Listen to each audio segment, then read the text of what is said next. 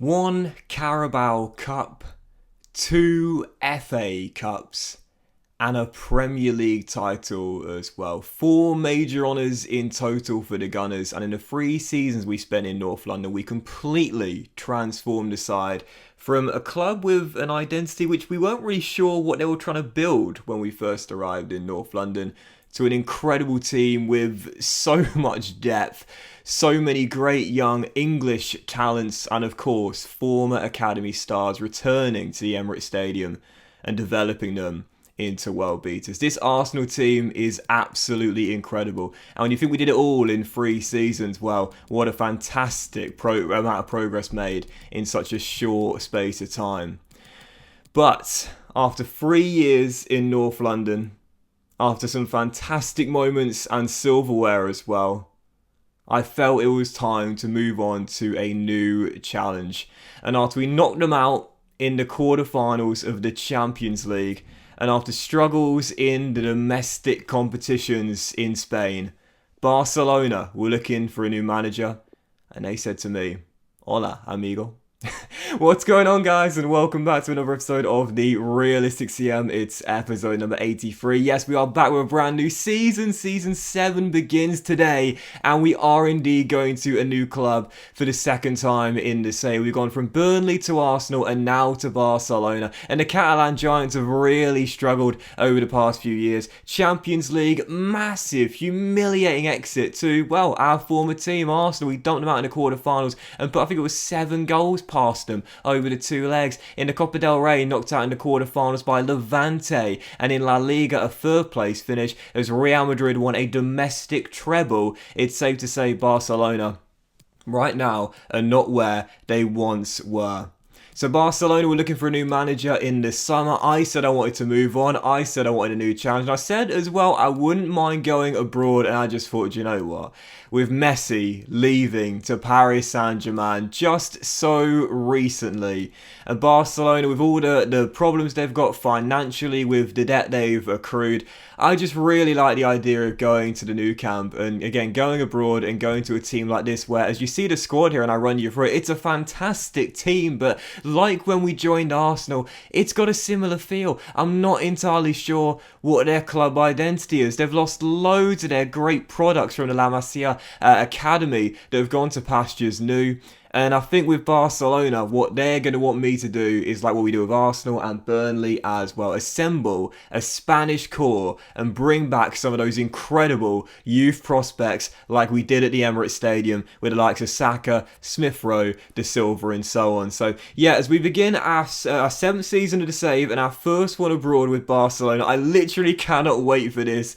And for our first season, well, the club might be in major debt in real life, but they've given me a monster transfer budget for the first season. Said, Docs, get to work, son. Get to work. 276 million in the transfer budget and over £1 million in the wage budget. So it's going to be more likely to be around 280 to 285 million pound to work with in the first summer window. But of course, as we always say, what comes with big budgets? Big expectations and objectives. Last season, Barcelona were trophyless. 3rd in La Liga, quarterfinals of the Copa del Rey, quarterfinals of the Champions League, and lost the Super Copa finals to Real Madrid. In our first season at Nou Camp, we got to win the treble. We got to win the treble in our first season with Barcelona. Arsenal asked us to do that last year. We came up short. We won the league and we won the FA Cup. We couldn't get to the Champions League final after Dortmund knocked out in the semis. But Barca have said, if we're going to give you all this money and risk putting us in major debt once again, then you got to deliver the goods. You got to bring silverware back to the Nou Camp. So as you take a look at the side for season 1 with Barcelona, again, just like Arsenal, I'm not entirely sure what their identity is at the moment. They play a 3-4-2-1 system, so those wide midfielders will need to be secondary wing backs in this team. Maybe that's one of the reasons why we put so many goals past Barcelona last season, because those wide midfielders aren't exactly what you call defence-based players. They're more effective on the offensive end. But with tons of players, their deals that come the end of the year as well. Lots and lots of big names included. I did offer 2 contracts to 2 of the players, their deals up at the end of the season. One was Tap Sober, who is going absolutely nowhere. This guy's one of the best young centre-halves you can buy in the game. He's going absolutely nowhere. And also Iliax Moriba as well, the young talent talent, 81 overall, 23 years old, central midfielder. This guy's such a great prospect in real life, man. Really great talent. And again, with Barcelona, the Catalan giants have said to me, just like you did at Arsenal, want to make sure those La Masia academy products return to Barcelona, and we keep hold of the ones that are still here. So I've got quite a few players on the transfer list. You would have noticed we've got an abundance of strikers here at Barcelona. There's like 7 strikers of decent quality. So of course a few of them will be leaving. But as for new signings of Barcelona, now this is the exciting part, rebuilding a team and bringing in those new players. Well, of course, as we mentioned earlier, we want to bring back some of those La Masia academy prospects, so many amazing ones that in the game have gone on to pastures new, and the first one on my list, on my shopping list to bring back to the Nou Camp, I mean, come on.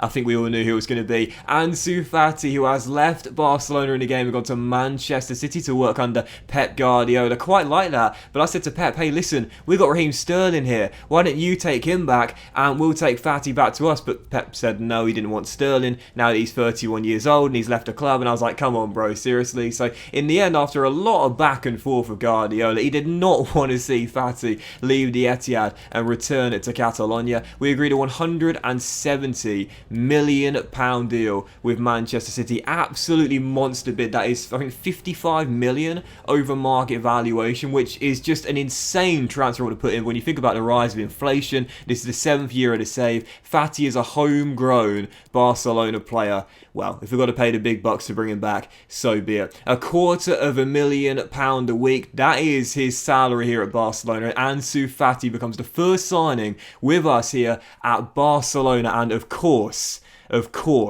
I had to bring him back. Many players that have left La Masia, bring him back to the Nou Camp. Fati, my number one target, and we bring him in on one of the first days of the window. Now, he's 89 overall, as we know, absolutely rapid and great technical ability as well. Great dribbler and a great shooter as well.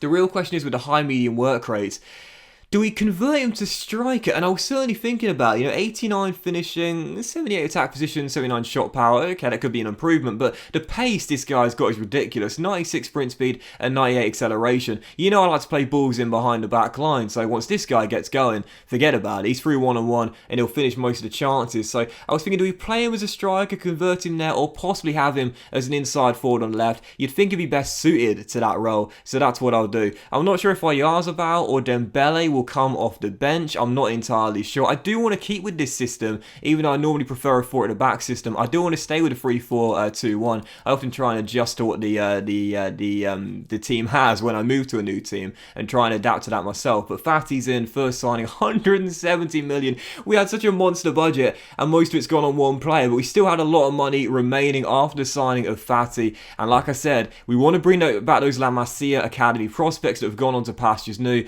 like we did at the Emirates Stadium with Arsenal. And one player that slipped through their net, who is really making a name for himself at Getafe, Marc Cucurella. And in this 3-4-2-1 system, this guy will be absolutely perfect on the left-hand side midfield. I said I want a player that can do it on both the defensive end and the offensive end, and Cucurella certainly can. Getafe wouldn't negotiate with us, but there was a £113 million release clause in the contract, so we bring him back to the Nou Camp as our second signing with Barcelona. And again, he is the ideal fit tactically in this system. High medium work rates, and again, great when going forward, so solid, but also defensively as well, pretty sound at the back as well. Really solid signing, and again, the ideal fit on that left hand side. That's going to be the key for me as well. If we do operate on this 3-4-2-1, which we will, we've got Pedri on one side and Trincao on the other. Pedri's more of a central based player regardless, but we need players on the left hand side and the right hand side that again can cover that back three and drop back when required. So Cucurella is the ideal fit on that side, and great to bring him back to the Nou Camp. So 2 signings, Fati and Cucurella, and we've spent the vast majority of our budget, and we're not even 1 week into the transfer window. £43 million remaining in the bank balance right now, but again, if you want to bring back those academy graduates that have developed into world stars, we know we're going to have to pay a lot of money to bring them back. And like we do with Arsenal as well, it's the right thing to do. We're going to rebuild this Barcelona team, rebuild their identity, bring back those academy players and develop this Spanish core. We're laying the groundwork down early. We've got those 2 boys back, and I'm sure there's more to come as we begin our first summer transfer window with Barcelona. I'm so excited, man. I cannot wait to transition this Barcelona team and undergo a full rebuild. But we're on the first episode of the new season of the Realistic CM, guys. Big thank you for watching. If you enjoyed it, and if you have, then please do drop a like. Much love to you all. Have a fantastic day, and I'll see you for the next episode of the Realistic CM, our second episode with Barcelona, as the rebuild continues at the Nou Camp very soon.